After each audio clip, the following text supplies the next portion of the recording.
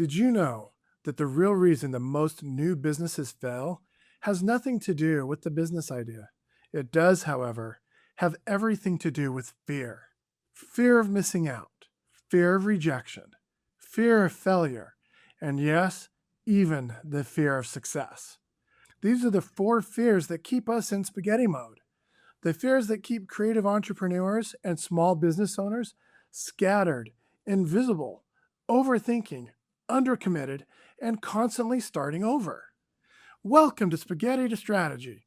I'm Bill Walker, and joining me today is my good friend Gregg Lawrence. And today we're talking about mindset, fear, and how to develop a mindset that will get you out of spaghetti mode. So, Greg, welcome, and what do you think about mindset? Appreciate that. Um, it's the basis of everything.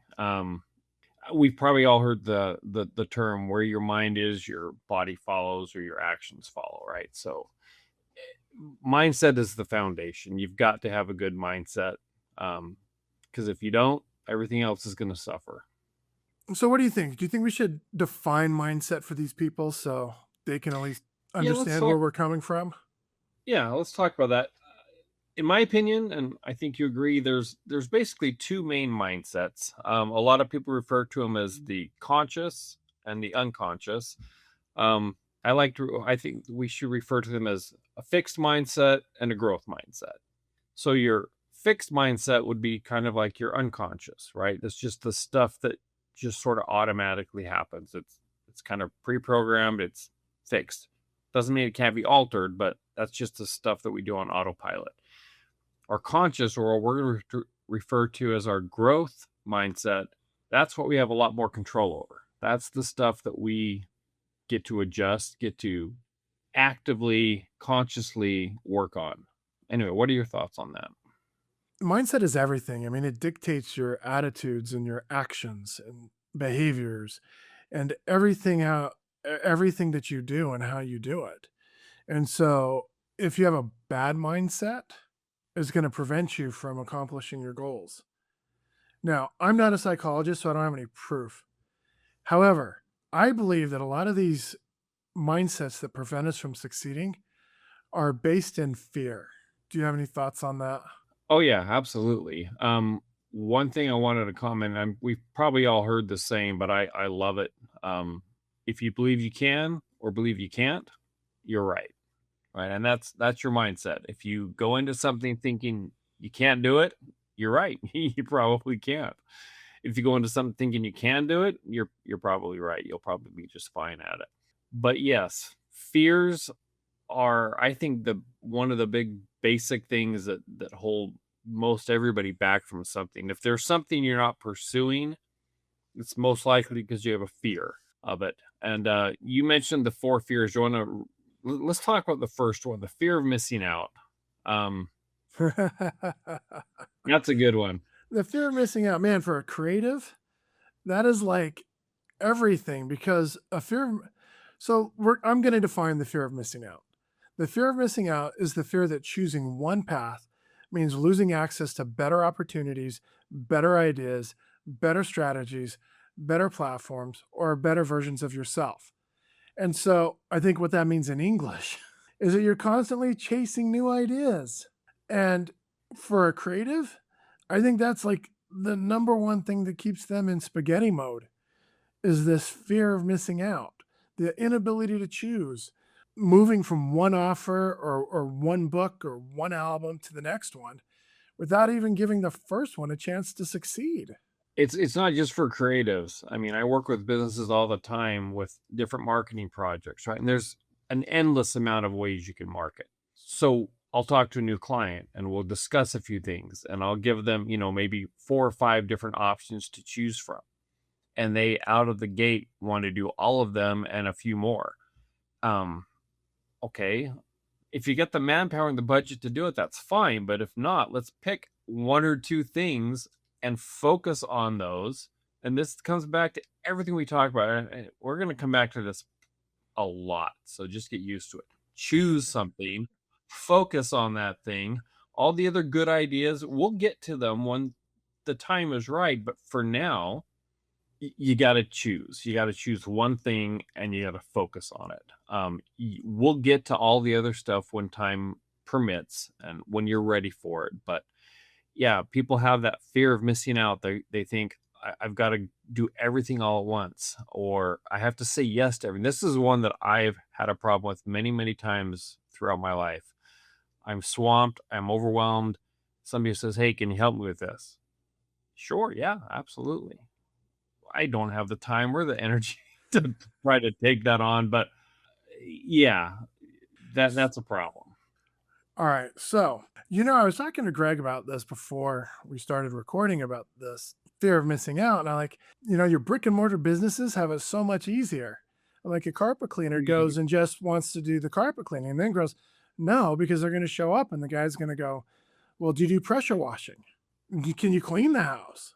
Can you clean the pool? And like, that never even occurred to me that those service providers might be dealing with the fear of missing out as well. By going, well, no, I don't really do it, but I guess I could pressure wash your driveway. Do you encounter that a lot with your traditional small businesses? Oh yeah, absolutely. People, your small business, you want to offer your services, but you also want to capitalize on anything in it, and specifically in the carpet cleaning business, because that's The what one we I'm come very back to. familiar with. Um, the industry itself pushes you to take on other things. Like a big one for carpet cleaners, you might not think about it, is air duct cleaning. Yeah, because you can get attachments that hook up to your machine and you can run them through people's vents and it still sucks all the dirt out the way you would extract, dirt out of a carpet just without the water. So the industry's decided that those two go hand in hand. So can you imagine going in and like cleaning your carpets and your air vents? Huh? and Who knew? yeah, and I, if you want to get yourself set up to do that, you can, but that's a whole different animal. I mean, people see their carpets, they know it. They don't think about their air vents, or if they're having to come to do their air vents, they're not necessarily thinking of doing carpets. And I'm not saying it's a bad thing. I mean, being able to offer multiple services is fine. I just would not recommend to a brand new carpet cleaning company just starting out, hey, I'm gonna offer carpet cleaning and air vent cleaning and pressure washing, and that we could go on for a while. And it, yeah. So fear of missing out, it's all over the place. And the sad thing is you don't want to miss out on money making opportunities, but that's why we have the future list. Choose. Right. Choose Yes. something, get good, get established, and then go back to that list and say, okay, am I ready to add pressure washing? Am I ready to add air duct cleaning or whatever it is? And then add one thing and then build that up. As you know, I could talk about this stuff all day long, but we've got a client that I was just talking to the other day, and this person is having a really hard time choosing. They want to try to do a lot of different things, and in the last few weeks, they've kind of shifted what they thought they wanted to focus on three times in about 10 days. So I finally had to tell them, you know what, you got to pick one thing. You're going to go nowhere until you pick something, and let's work on that. Let's develop that. Let's get going. And it can be hard for people. It It can be is hard for hard. people. Yeah. But if you don't do it, you're going to go nowhere. So fear of missing out is legitimate. It's a problem because it's okay to not want to miss out on opportunities, but if you're trying to do everything, you're going to end up doing nothing. Oh, it's true. All right. So we've just dealt with fear number one, fear of missing out. Let's go on to fear number two, which is Fear of rejection, and as a creative, this is probably one of your biggest ones. So tell us about how that feels. all right. Fear of rejection definitely consumes most creatives. What is the fear of rejection? The fear of rejection is the fear that your work, offer, message, or presence will be dismissed, ignored, criticized, or misunderstood by others. And if you're creative and you spend a lot of time writing your book, recording your album, developing your coaching program, I mean, the last thing we want is for people to criticize it. We just want people to love it. My, like, oh my, that was like the coolest album ever. That was the coolest book. Your coaching program changed my life. That's what we want. Unfortunately, it doesn't always happen that way. And all you have to do is go, hey, did you go see XYZ movie? Yeah, I loved it. Oh man, I hated it. So either way, there's always going to be people on both sides. Yep. So what do you do? You know, nobody wants to be rejected. And I can totally see that from a creative standpoint. It's going to be far more personal. Right? I mean, if I start sticking with the carpet cleaning thing, if I start a carpet cleaning company and they go with my competitor, okay, I don't like that. I missed out on income, but it didn't attack a personal creation that I had. You know, it's like if you have kids and somebody says your kids suck. Wait a minute, I think no, they don't. They're awesome. My kids are the best kids ever. And some people look at your kids and think they're great, and other people look at your kids and think they're little tyrants, right? Uh-huh. That's your creation. When you write a book, when you write a song, that's your creation. That comes from someplace inside you. So I gotta believe it's a much more severe impact on a creative than some of the others. Yeah, and you know what it does? It'll lead you to, to your creating in private and then failing to release it, publicly. Right? You did one post, you didn't get 1 million views on the one post. You're like, okay, I'm not gonna do that again. So you quit. I mean, it's terrible because it is, as you said, deeply personal. Yeah. So what happens? We're kind of dealing with this right now. We're only what 5-6 episodes in, and we don't have 1 million subscribers yet. So what the heck? I know. Are we being rejected? Does YouTube hate us? Probably not. But the cool thing, go ahead. No, just say everything we do, we have those fears of rejection, right? Go ahead. You were starting to say. Well, what's funny is if you listen to those that are in this business space on YouTube, or even musicians that are established as performers, they all talk about you need to go through like 100 performances before you even start getting good. And so Alex Ramosi says, to get through them quickly while nobody notices you, it's okay, suck fast so you can get good when people finally start noticing you. That's good because I really have been sucking, especially on the first few. But anyway, it's hard, right? You're doing something new. You're getting yourself out there, and no matter what kind of small business you have, you've got to get yourself out there. But you know what else? This is my favorite because I've got a friend. I have a friend. You do? Yes, who changes ideas all the time, and he ends up spending a lot of the time just focused on administrative tasks, right? Hey, I got this idea I want to do. So I'm going to go build a website. Oh, now I need to tweak it. I can't tell anyone yet. It's not ready to launch. I mean, I'm still developing. And then you know what happens is this guy is a definite true creative. Gets another idea. First one never even launches. Mm-hmm. And he's off to building the next website. Pretty soon you own 50 domain names and nobody knows any of them. Yep. So how would you summarize the fear of rejection? Summarize fear of rejection. Oh, then I'm going to make it worse. After we summarize it, what's just one cure that people could do so they can feel just that much better about themselves? We're going to get to the cures in a minute. Let's talk about the 4 fears because the cure for all of them is very, very similar. So let's get through those before we talk about cures. But as far as how to summarize the fear of rejection, yep, I would bottom line say, and it ties very much into the next fear we're going to talk about, which is just overall the fear of failure. Fear of rejection and fear of failure are very closely related, but fear of rejection is more personal. They're rejecting something that you're passionate about, something that you've created, something it's special and important to you. Like I said, if I start a carpet cleaning company and they go with my competitor, I don't think that plays so much on my fear of rejection because they just chose a different company. I didn't really create anything unique or special. I came up with a name and bought some equipment and put some marketing ads out there. But if I wrote a book or wrote a song or created something, that's personal, and people don't accept it. They're in many ways rejecting you personally. And that sucks. Nobody wants that. No, they don't. But you need to understand that most of the time, they're not rejecting you as a person. So, my uncle who writes children's books, it's hard for me to get really excited about it because I don't read children's books.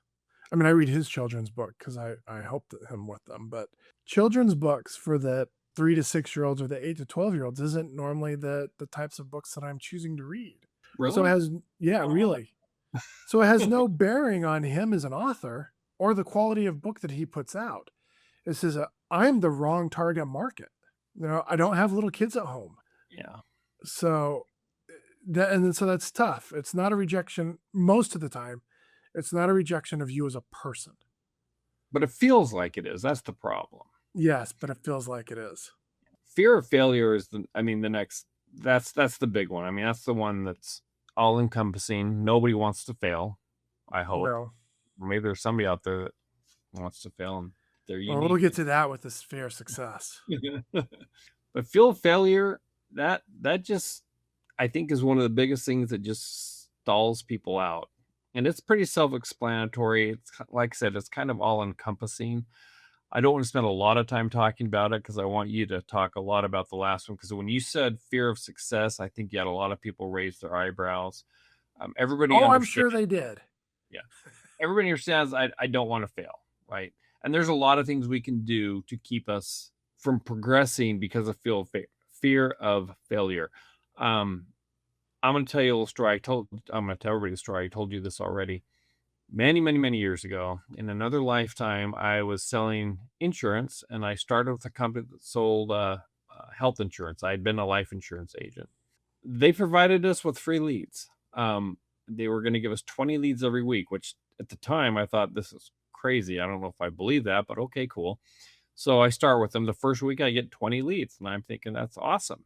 And what did those 20 leads represent? They represented potential to me. So I went and I organized my desk and I practiced and planned and I figured I kept myself busy. But one thing I did not do that entire week is I did not call one single one of those leads. I did all kinds of stuff that made myself feel like I was prepping and preparing and getting ready. And I was afraid because if I called one of those leads and they said no, then I only had 19 left. And if I called another one, they said no, then I only had 18 left. All right. And that potential would have been dwindling. So I let fear of failure stop me from calling. And the next week I got 20 more leads. I'm like, oh, okay, cool. And then I started calling, and what do you know? I made a I had my first 6-figure year in insurance that first year with that health insurance company. But yeah, that first week, fear of failure kept me from doing anything productive. But that It's kind of leads into I mean, if you have another comment on that, but I really want to get to I want you to explain to people fear of success because I know a lot of people are just like, what do you mean I'm afraid of succeeding? Of course, I'm not afraid to succeed. I want to succeed. okay. I'll go there in just a second. But I want to summarize what you said and relating it to fear of failure. The fear of failure keeps people addicted to potential. So That's as true. long as you have the potential there, right? You can go tell all your friends, "Oh man, I got this cool business idea. I'm going to make so much money." And you're right, the potential is there. But it only stays as potential energy and never turns into kinetic energy because you're so scared.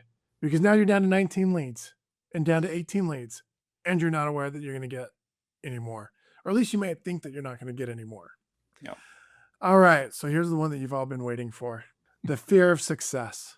Because I bet most of you have never even thought about success as being a fear. But the reality is, it's a huge fear.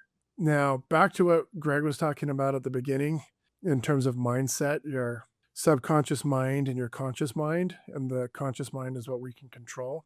Your fear of success is rooted in your unconscious mind, right? This is why you don't even realize that you have a fear of success. So, what is the fear of success? Well, the fear of success is the fear of what might be or will be required of you should you succeed. And the result is that it keeps you playing small. Now, I don't think that many of you think about this, but when you have a fear of success, you sabotage it through being inconsistent, through not getting out there. You worry about whether or not you can handle the additional sales. What happens if I get more clients? And so you set these itty bitty goals because that's what you can handle. But you know what the real root of this is either you don't want to or you're scared of the responsibility that's required by success. You're going to have a bigger identity. Your people are going to have higher expectations. And you may deep inside have a rooted fear of not wanting to become the bigger person, of not wanting to rise to those higher expectations. And that's why you stay small. Interesting. Have you ever thought So of that before? I mean, I've had times like, again, back to carpet cleaning, when I first started, it's me and a van. And I knew eventually I wanted to have an employee because I didn't want to be doing the actual cleaning all the time. And then you start marketing, you start building, and you get that one van pretty full, and you're going all over the valley. And then pretty soon you think, well, maybe I need another van. So that's success, but that's also more overhead, more expense. I've got to hire another person. That's more people to manage. And it's not necessarily that I didn't want that. I did want that, but yeah, that takes a lot. I mean, imagine running a one man show carpet cleaning company, right? Just you, your one van, that's it. Versus running 5 vans with, 5, 6 employees, um, out in the field and a couple in the office. I mean, now you're responsible for making sure that you keep a bunch of people busy, that you have enough business coming in, because now you're responsible for the livelihoods of, a half a dozen or more other people in addition to yourself. That's a lot of responsibility. If you have a bad week, you can't just tell them, sorry, you didn't, we're not making any money. Yeah, there's a lot that goes into it. There's a lot of ways that fear of success can manifest itself. Um, So, do you want another story? yes, I do. I don't know if you remember this back in those health insurance days. You and Doug recruited me, got me out of life insurance and make the switch to health insurance. Do you remember what happened after a couple of months, what you offered me? Sorry, man. That was a long time ago. And no, tell It me. was a long time ago. So after I got trained, you asked me if I wanted to be one of Uh, those, the team leader manager thing. Do you yeah, remember what I said? I don't. I don't I think you said wanted. I said no because I didn't want the responsibility that came with it. I wanted the bigger paycheck, but I didn't want the responsibility of having to go do all the training. Because at the time I told you I'm making a bunch of money. I just want my 3-day weekends. The funny thing is that when we went to Vegas or anything, you were on the same 3-day weekend. So I probably could have still had it.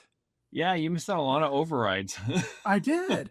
Because at the time I thought, well, I want the extra money, but I didn't really want the responsibility that came with the extra money.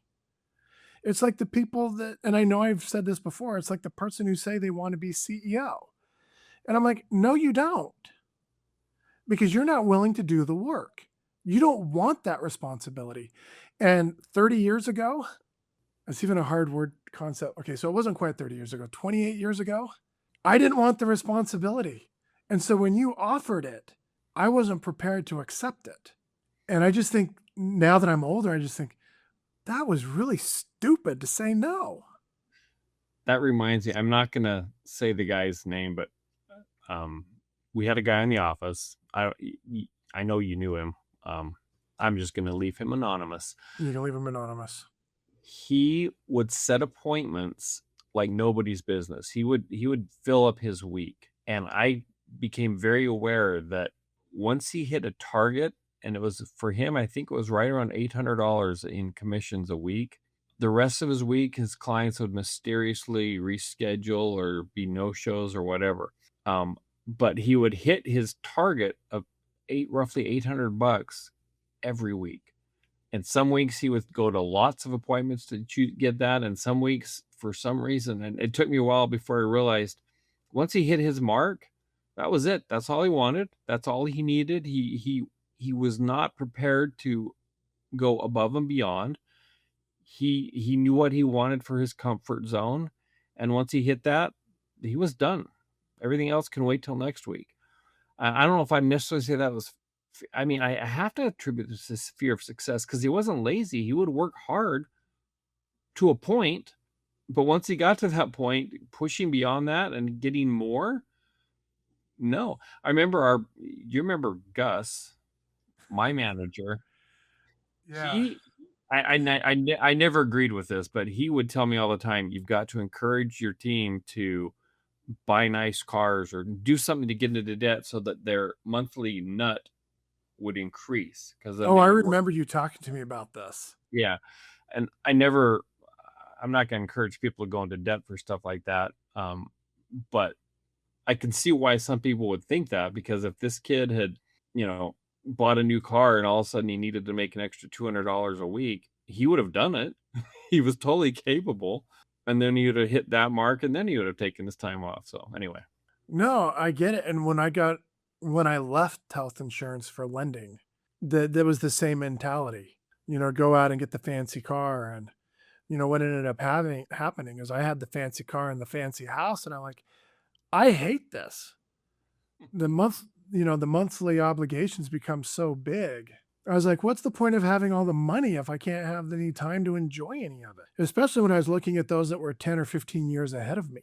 I don't want to be them in the future. But I remember I didn't really have the hit the weekly target and then quit. I set appointments, especially when you really started getting leads out of town. I could set appointments Monday, Tuesday, fill up Wednesday, Thursday, turn business in Friday morning and be done till Monday. I Yeah. mean, so I didn't work all day Friday. No. I was enjoying the getting off, which is why I didn't do the manager thing, because that would have required me not being able to do that some weeks. It does, yeah. Despite what anybody out there might think, I promise you, whoever you work for, I would say 9 times out of 10, they have less free time than you do. So, Yeah, and when you work for yourself, you work way harder hmm than you would for a traditional employer. I just personally think that the benefits of that outweigh the extra work. So we've been talking about the fear of success. The fear of success is the fear of becoming responsible for the life you say you want. So, in summary, the four fears: the fear of missing out, the fear of rejection, the fear of failure, and the fear of success. Do you have yep. any final thoughts on those fears? No, now we just need to figure out what's the best way to overcome those fears. Well, you don't overcome them by doing nothing. Nope, no. You definitely need to do something. I think we should each give our take on how we think, because from my point of view, I think the best way to overcome fear, obviously, you've got to adjust your mindset. But for me, taking action is the way to prove that. I think you need to develop discipline. Motivation is never going to be enough. Motivation is a feeling, it's fleeting, but discipline, that's something that you develop inside yourself. We talked about the unconscious and the conscious, right? Motivation is a fleeting feeling, but you can do conscious actions to develop discipline, which then becomes part of your unconscious mindset. Back to the whole military thing. If you were just relying on what you would normally feel once the bullets start flying, you're going to duck and run. That's what makes sense. But you go to boot camp in the military and they retrain you. They make your unconscious understand that when the bullets fly, you shoot back and push forward, right? So that's what we want to do with respect to your fears. I want you to develop discipline so that when the struggles and the fears and the things come up, you've consciously started to adjust your mindset to where you keep pushing forward. And I think the best way to do that is through actions. Pick something to focus on, take small, consistent, visible actions every day, track your actions, become accountable. That way you're going to develop discipline, and that you can rely on discipline. You can't rely on motivation.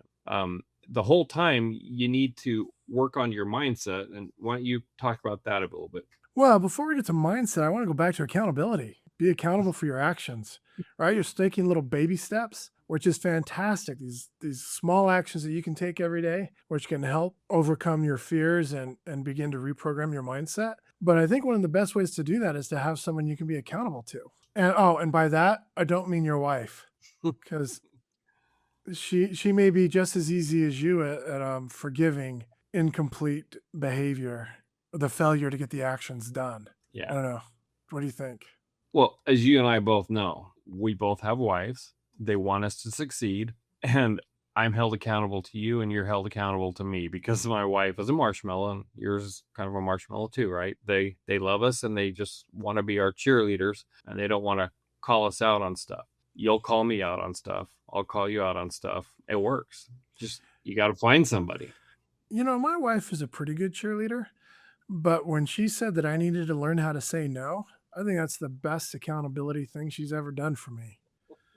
Is go, dude, you can't keep saying yes to things. There aren't enough hours in the day to do them. And, you know, I'm sure that was based under, or my actions based under fear of missing out and her not knowing what create is, but understanding it internally. You gotta choose. Just choose an action. Start saying no. And I'm really glad I did. But you know, and I agree, you need to develop discipline and you need to act. You need to consciously reprogram your unconscious mind. Because I still believe at the end of the day, your unconscious mind is the more powerful of the two when left to their own devices.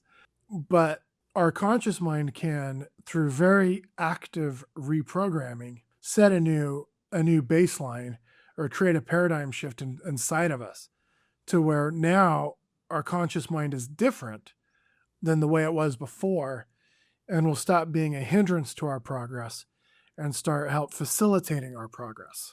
Absolutely. When I said I think the conscious mind is the more powerful, let me clarify what I meant by that. We operate on our subconscious. That's kind of like you just said, that kind of dictates how we live and what we do. When I say the conscious is more powerful, we have the ability to reprogram our unconscious or our subconscious, I should say. If we're unconscious, that's going to be tough to do. No, but we do. We do have the ability to reprogram it. Yeah. So when I say it's more powerful, that's what I mean. You can consciously reprogram your subconscious. So get to work, people. And to do that, we've got something to help you. Greg, would you love to share what is coming up soon? Yes, we are working on a 30-day challenge that we're going to offer to everybody. No charge. It's a program we're putting together to jumpstart from wherever you are, just starting out, fairly established. We're going to introduce concepts like mindset. We're going to introduce concepts like choose, focus, future list, stuff we've talked about. We're going to encourage you to take consistent actions. We're going to encourage you to develop successful habits. It's a 30-day challenge. We're hoping to have it out in roughly 4 weeks. We're not exactly sure, so we don't have an exact time frame yet, but we will be talking about it. And when it's getting close, we will let you know.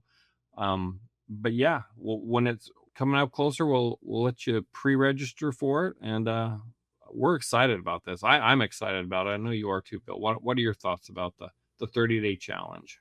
You know, if you're a new entrepreneur or you're an entrepreneur that hasn't achieved what you say you want to achieve, then this is going to be a good way to confront some fears, confront your mindset, and commit to action, like tangible, physical action, things that you can do and see, that you can track and then see results, and hopefully get you jump started and heading the correct direction.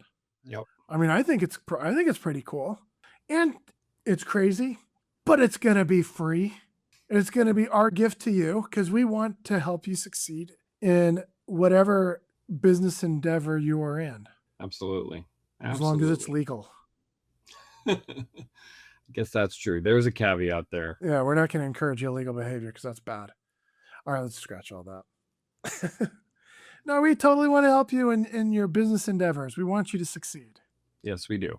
Absolutely. It's the whole purpose we're doing this. We want to help people succeed. So, some parting thoughts. What fear is currently making your decisions for you? What fear is limiting your beliefs? What actions can you take to begin to counteract those feelings? You know, the bottom line is, you know, something's holding you back. It's 9 times out of 10, 99 times out of 100 based in some fear. The faster you can identify and be honest with yourself. I mean, it's just, this is a conversation between you and yourself, so you don't have to feel bad. You need to understand, what is it that I'm afraid of? What's holding me back? Once you know that, now you can start addressing that. You can start counteracting it. If you have a fear of rejection, you can start telling yourself, hey, look, you know what? I understand not everybody's going to like what I produce. So I just need to keep sharing it with people and start trying to figure out who my real target audience is. And then market to them, or however you want to get yourself out there. But you got to recognize the fear, and then we'll figure out ways to help you push past it. If your fear is, I'm afraid of succeeding too much because then it's going to bring a lot more pressure on me. Quite frankly, if that's your fear, you've got to really decide, do you really want success, or do you want just to be, I don't want to use the word mediocre, but average. I'll just say average, right? And there's nothing wrong with average, right? If that's what you want, if you just want to lead is what I was going to say. If you want to lead an average life, there's nothing wrong with that at all. Just recognize it and act accordingly. If you do want an above average life, then you've got to adjust your mindset and prepare yourself for that, and then take the actions. I got one thought, since the way you did this was so fabulous. A little quote by Jim Rohn in one of his seminars from many, many years ago, which I'm sure he repeated over and over for 30 years. If you want above average results, you have to become an above average person. Yep. And without becoming an above average person, how can you possibly expect to have above average results? Absolutely. So with that, I think that's a great place to close out today. What do you think? Sounds good. Go Apply ahead. to be a guest. We'd love to have you on the program. Thanks for joining us today. We've really appreciated you being here, learning about fears and mindset and what to do to get over them. And if you're watching us on YouTube, if you have found any value in this, hit subscribe, like, share it with all your friends. If you're listening on the audio feed on Apple Podcasts, Audible, Spotify, leave us a quick review. We really want to get this out to all the creative entrepreneurs and small business owners out there. We want to help people succeed, achieve their business goals. And as Greg always says, we want you to be a guest on our program. Click the link in the description, apply to be a guest. Let's talk about your business. Yeah. Get you some exposure, answer questions, brainstorm together. We want you here. And with that, we will see you in the next episode.